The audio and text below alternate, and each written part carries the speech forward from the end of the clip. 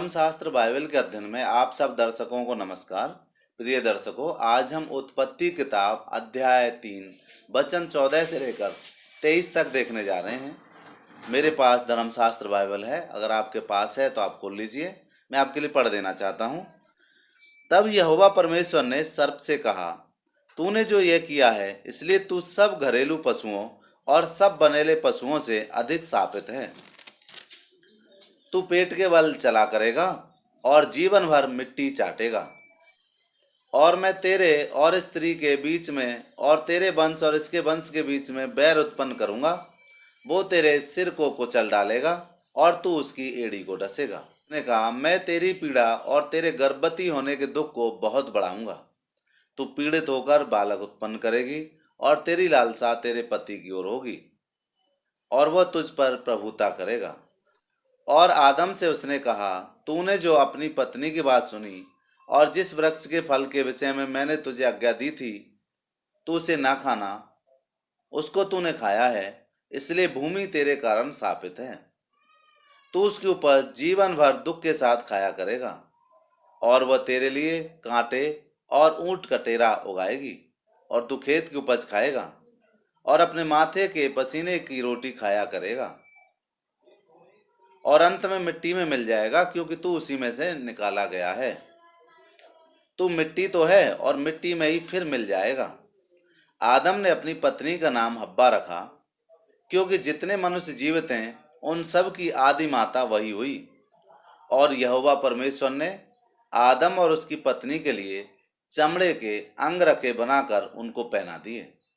फिर यहोवा परमेश्वर ने कहा, मनुष्य भले बुरे का ज्ञान पाकर हम में से एक के समान हो गया है, इसलिए अब ऐसा ना हो कि वह हाथ बढ़ाकर जीवन के वृक्ष का फल भी के खा ले और सदा जीवित रहे।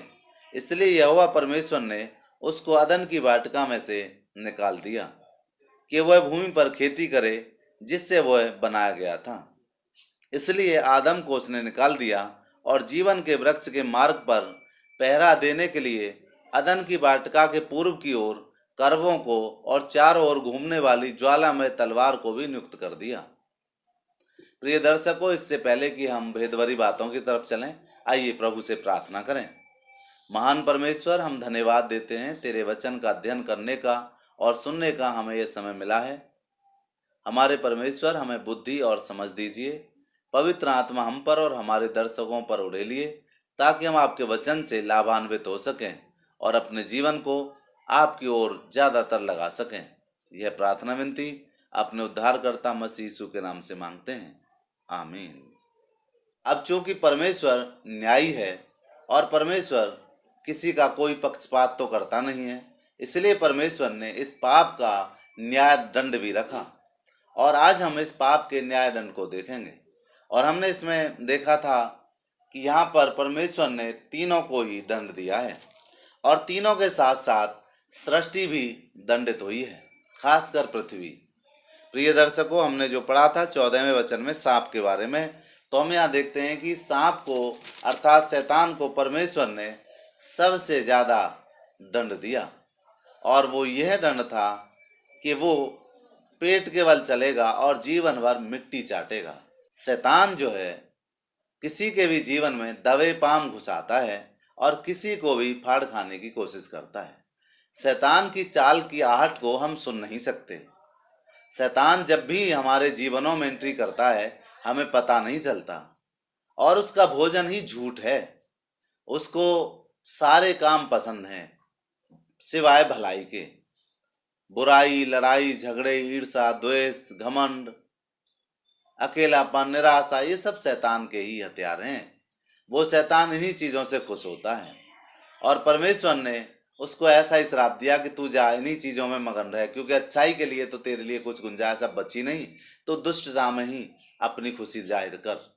और हम देखते हैं कि शैतान जो है दुष्टता में ही अपनी खुशी जाहिर करता है और शैतान को दुष्ट काम करने में बड़ी खुशी मिलती है, जबकि परमेश्वर की नज़र में वो सारे काम घृणित हैं। शैतान चूंकि दंडित किया गया है और लंबे समय के लिए दंडित किया गया है, उसका दंड कभी माफ ना होगा, इसलिए परमेश्वर ने उसको ऐसा दंड दिया। 15 वचन के अनुसार इसके वंश में और तेरे वंश में भी बैर उत्पन्न होगा। सच बात यह है कि शैतान का मुंह स्त्री के वंश से आए हुए एक व्यक्ति जो यीशु मसीह हैं उन्होंने कुचला है। उनका वंश स्त्री से था क्योंकि वो कुंवारी के द्वारा उत्पन्न हुए। और यहाँ पर हम देखते हैं कि लिखा है कि वो तेरे सिर को कुचल डालेगा और तू उसकी एड़ी को डसेगा। प्रिय दर्शकों, हम जानते हैं कि शैतान पीछे से वार करता है और परमेश्वर सामने से। परमेश्वर के प्रिय पुत्र यीशु मसीह ने आकर सामने से शैतान को कुचला है और शैतान आज भी पीछे से यीशु मसीह के समाचार को बिगाड़ने में लगा है। परमेश्वर ने अपने प्रिय पुत्र के द्वारा उद्धार का इंतजाम किया है और शैतान ने हमारे लिए आडंबरों का इंतजाम किया है। परमेश्वर के प्रिय पुत्र ने हमारे पापों को धोकर शुद्ध किया है, शैतान ने उन पर चद्दर डालने की कोशिश की है।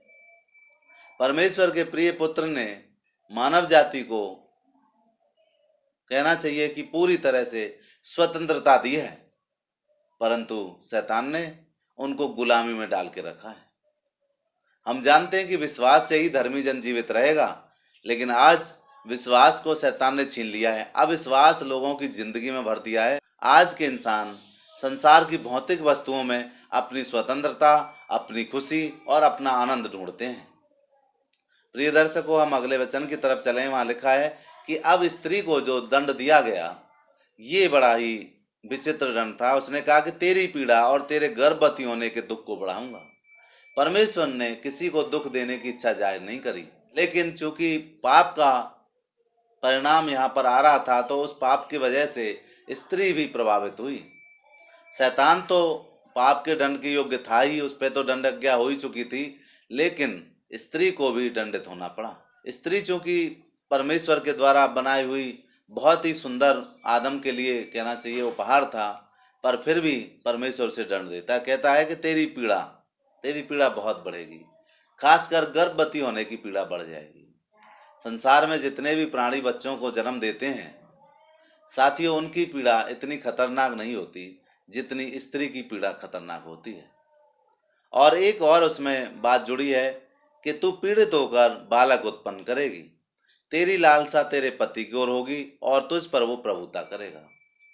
स्त्री ने चूंकि अपनी कोशिश से आदम को फल खिला दिया था, अपनी बात आदम के ऊपर थोप दी थी, पर अब आदम ही जीवन भर अपनी बात हब्बा के ऊपर कहना चाहिए कि अब पुरुष ही जीवन भर अपनी बात स्त्री के ऊपर थोप के रखेगा। अर्थात पुरुष प्रभावशाली होगा, पुरुष जो है सामर्थ्य होगा, क्योंकि उस समय पुरुष को स्त्री ने फल खिलाकर जो अपनी इच्छा को वहां पर कहना चाहिए कि पुरुष को फल खिलाकर अपनी इच्छा को उस पर थोपा या फिर अपनी मर्जी चलाई। अब पुरुष ही अपनी मर्जी चलाएगा। साथियों, आज अधिकांश देशों में, क्या हमारे भी देश में, पुरुष प्रधान देश हैं और पुरुष ही अपनी चलाते हैं। सच तो यह है कि स्त्री को पुरुष बहुत दंडित करते हैं, तो भी स्त्री की लालसा हमेशा पुरुष की प्रति बनी रहती है। प्रिय दर्शकों, ये पुराने समय का परमेश्वर का कहना चाहिए कि एक तरह से उनके लिए दंड है, उसको कोई मिटा नहीं सकता। आज हम देखते हैं कि स्त्री पुरुष दोनों बराबर जरूर हैं, लेकिन पुरुष को प्रमुख कर दिया गया है। वो इसलिए प्रमुख कर दिया गया है क्योंकि स्त्री ने प्रथम अपनी इच्छा से उसको फल खिलाया, अपनी इच्छा आदम के ऊपर थोपी, लेकिन अब जीवन भर वो आदम के अंडर में रहेगी, अर्थात पुरुष के अंडर में रहेगी। स्त्रियों को जो हमारे प्रोग्राम को देखती हैं, बुरा मानने की आवश्यकता नहीं है। आप पहले जो है आदम के ऊपर अपना प्रभाव जमा चुकी हैं, इसीलिए अब परमेश्वर के नियम अनुसार आदम के प्रभाव में आपको रहना होगा। इसीलिए यहाँ स्वतंत्रता खत्म नहीं होती, यहाँ परमेश्वर की इच्छा जाहिर होती है और परमेश्वर की इच्छा को हमें कबूल करना है। परमेश्वर ने जो दंड हमें दिया है उसमें फिर भी परमेश्वर के प्रति वफादार रहना है। स्त्री की लालसा अपने पति के प्रति इसलिए रहती है क्योंकि परमेश्वर का प्रबंध है, परमेश्वर का दंड है, इसलिए इसको बुरा ना माने। हम अगले वचन की तरफ चलें और देखें कि उसने अब आदम को क्या दंड दिया है। आदम को उसने दंड दिया कि तूने जो अपनी पत्नी की बात सुनी है, और जिस फल के बारे में मैंने मना किया था उसी को तूने खा लिया है, तो सुन, भूमि भी अब तेरे कारण श्रापित है। साथियों, सृष्टि में जो धरती है वो श्रापित हुई प्रथम मनुष्य के द्वारा। धरती चूंकि परमेश्वर ने सुंदर बनाई थी, लेकिन अब उस धरती पर मनुष्य के लिए फ्री में कुछ ना मिलेगा। अब उसे मेहनत करनी होगी और मेहनत करके वो अपनी रोटी खाएगा। यही परमेश्वर उसको दंड दे रहे हैं और कह रहे हैं कि तू अपनी उपज जीवन भर दुख के साथ खाया करेगा, और ये तेरे लिए ऊंट का टेरा उगाएगी और खेत की उपज तू खाएगा। पसीने की रोटी तू खाया करेगा, अंत में तू मिट्टी है, मिट्टी में मिल जाएगा। साथियों, बड़ी दुख की बात, परमेश्वर ने यहाँ पर मनुष्य के जीवन का एंड रख दिया है। बाइबल कहती है कि पाप की मजदूरी मृत्यु है। प्रथम मनुष्य के द्वारा मृत्यु जगत में आई, पर हमारे प्रभु यीशु मसीह के द्वारा जीवन जगत में आया है। प्रिय दर्शकों, प्रथम जो पुरुष आदम था उसने पाप का चुनाव किया और पाप की तरफ फिसल गया, और पाप की वजह से उसको मृत्यु का सामना करना पड़ा। परमेश्वर ने कहा कि तू मिट्टी है और अंत में मिट्टी में मिल जाएगा। मौत जो है शाश्वत है, ये दंड है मनुष्यों पर। जो कोई जगत में आया है उसको एक बार मरना अवश्य है। लेकिन साथियों, क्या आपको एक उपाय मालूम है जो मृत्यु से बचा सकता है? वो है हमारे प्रभु यीशु मसीह में परमेश्वर का वरदान, जो हमें जीवन दे सकता है। परमेश्वर ने मसीह यीशु में जीवन दिया है और वो जीवन मृत्यु से बचाता है। हमारे अंदर, शरीर के अंदर जो परमेश्वर ने अपनी आत्मा डाली है, आत्मिक रूप से जो मनुष्य उसी समय मर गया था जब उसने फल खाया, इसलिए ये पाप का परिणाम शरीर को झेलना पड़ता है और आत्मा को भी झेलना पड़ता है। हमें अगर अपनी आत्मा को सुरक्षित करना है और नए शरीर में आना है तो मसीह यीशु के वरदान को अवश्य पाना होगा। साथियों, यहाँ पर परमेश्वर ने मनुष्य को मृत्यु दी है, और मृत्यु का आना अनिवार्य इसलिए हो गया था क्योंकि मनुष्य पापी हो गया। परमेश्वर ने आदम और उसकी पत्नी को चमड़े के अंगरखे बनाकर उनको पहना दिए। अंगरखे मतलब कपड़े उनको दिए जो चमड़े के थे प्रथम। साथियों, आपको याद है कि जब उन्होंने फल खाया तो सबसे पहले क्या चिंता करी? उन्होंने अपने शरीर की चिंता करी और अंजीर के पत्ते तोड़ तोड़ कर लंगोट बना लिए। मनुष्य ने अपने फर्जी तरीके से शरीर को ढकना चाहा। परमेश्वर ने उस समय उनको जो शरीर को ढकने के लिए चमड़े के अंगरखे दिए हैं साथियों, वो उनके नग्नता को ढकने के लिए उस समय के लिए काफी थे। परंतु क्या हमेशा के लिए मनुष्य की नग्नता ढकी गई? पाप के कारण जो कहना चाहिए पतित जो जीवन उसका हुआ, उस पतितता को दूर करने के लिए परमेश्वर ने परमानेंट उपाय किया। उस समय मनुष्य के जीवन को परमेश्वर देखता तो था, लेकिन उसे कोई कमी नजर नहीं आती थी। बेशक आदम अब्बा नंगे थे, वो भी एक दूसरे को देखते थे, लेकिन भले बुरे का ज्ञान नहीं था। परंतु जब इन्होंने भले बुरे का ज्ञान उस फल से प्राप्त कर लिया तो इन्होंने सबसे पहले अपनी नग्नता को ढकने की कोशिश करी। आज भी अरबों खरबों मनुष्य जगत में अपने पापों की नग्नता को ढकने के लिए क्या क्या उपाय नहीं करते, क्या क्या तरीके नहीं अपनाते, पर हाय रे मनुष्य, तेरी नग्नता कभी ढक नहीं पाई है। परमेश्वर के सामने ऐसी कुछ भी चीज ढकी हुई नहीं है जिसे वो देख ना सके। प्रिय दर्शकों, मनुष्य के पापी स्वभाव को परमेश्वर अच्छे से जानता है। मनुष्य क्या सोचता है परमेश्वर अच्छी तरह जांचता है। मनुष्य के हृदय में क्या चलता है परमेश्वर जानता है। लिखा तो यूं है कि मनुष्य निरंतर बुरा सोचते हैं, बहुत ही बुरा सोचते हैं।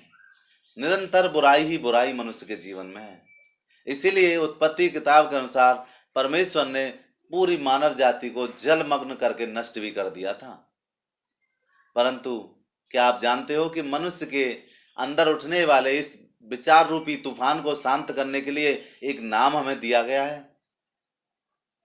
लिखा है, जो कोई प्रभु का नाम लेगा वो उद्धार पाएगा। प्रिय दर्शकों, प्रभु का नाम ही इस दुनिया में एक ऐसी चीज है जो हमारी बुराई को कंट्रोल कर सकता है, जो हमारी बुराई को खत्म कर सकता है, जो हमारे बुरे स्वभाव का दमन कर सकता है। जो हमें अच्छे स्वभाव में निर्मित कर सकता है, जो हमें नया जीवन दे सकता है। प्रिय दर्शकों, प्रभु का नाम ही हमें जीवन दे सकता है। प्रभु का नाम ही हमारे अंदरूनी नग्नता को प्रभु के सामने ढक सकता है और परमानेंट खत्म कर सकता है। वहां परमेश्वर ने खुद उपाय किया और चमड़े के अंग रखे उन्हें बना कर दिए। क्या आप जानते हो कि चमड़ा बिना किसी पशु के, पक्षी के या जानवर के मारे हुए नहीं आया होगा।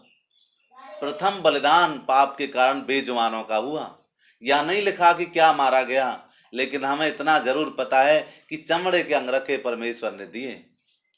और यहाँ पर हम देखते हैं कि परमेश्वर ने गहरा दुख जताकर मानव जाति की नग्नता को ढका, अर्थात आदम और हव्वा की नग्नता को ढका। इसलिए ढका ताकि वो शर्मिंदा ना हों। साथियों, हम अपने पापों में जब शर्मिंदा होते हैं, परमेश्वर पवित्र आत्मा के द्वारा हमें आश्वासन देता है, क्षमा के रूप में प्रायश्चित देता है, ताकि हम अपने पापों पे अफसोस ना करें और उन्हें अंगीकार करें, कबूल करें और फिर छोड़ने का वायदा प्रभु से करें।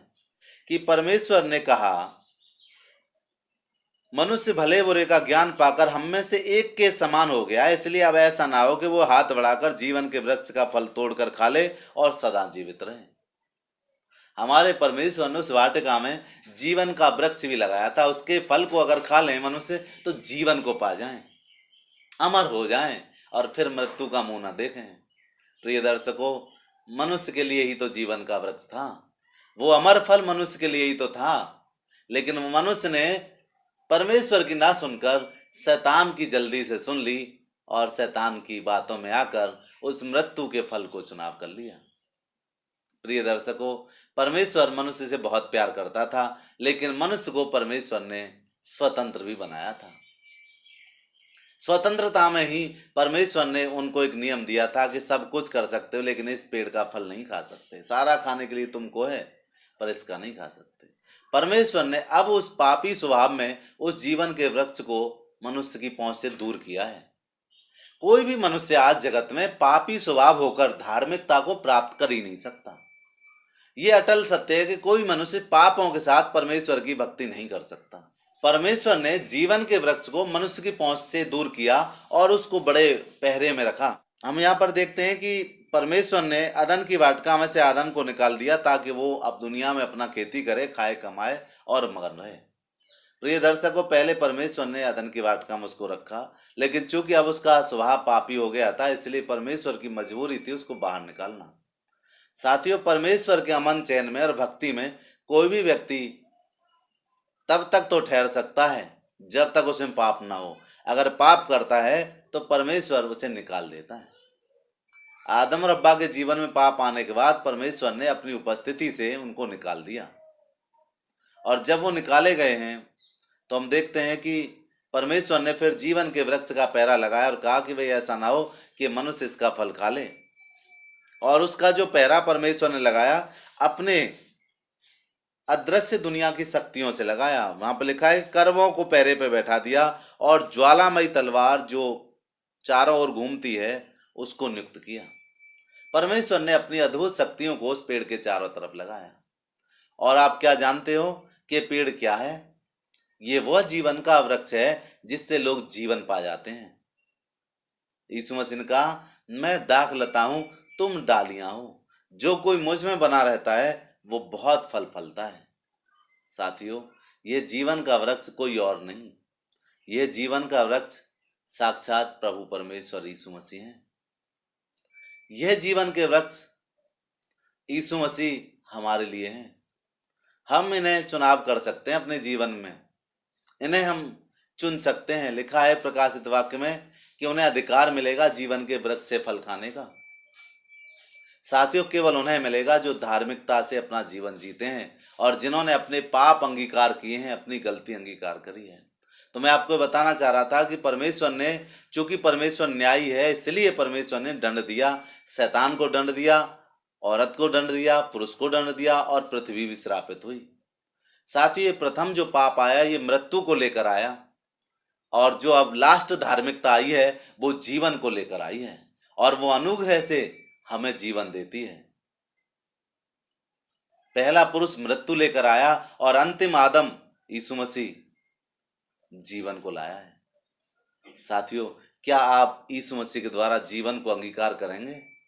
प्रिय दर्शकों, हमें अपने जीवन का चुनाव करना अति आवश्यक है। हमारे पुरखा आदम को परमेश्वर की उपस्थिति से क्यों निकाला गया? सिर्फ एक ही कारण से निकाला गया, क्योंकि उसने पाप किया। उसने अपनी औरत की बात मानी, औरत ने सांप की बात मानी और सांप ने चालाकी की और तीनों दंडित हुए। परमेश्वर के राज्य में, परमेश्वर की भक्ति में, परमेश्वर की महिमा में चालाक लोग प्रवेश नहीं कर सकते, अपने पापों को छिपाकर प्रवेश नहीं कर सकते। साथियों, कुछ भी नहीं है जिसे हम छिपा सकें, सब कुछ खुला हुआ है। इसलिए आइए हम अपनी गलतियों का अंगीकार करें और अपने जीवन को प्रभु के लिए प्रदान करें। प्रिय दर्शकों, हमारे प्रोग्राम का समय समाप्त हो रहा है। अगले प्रोग्राम में फिर मुलाकात होगी। तब तक के लिए प्रभु आप सबको आशीष दे। नमस्कार।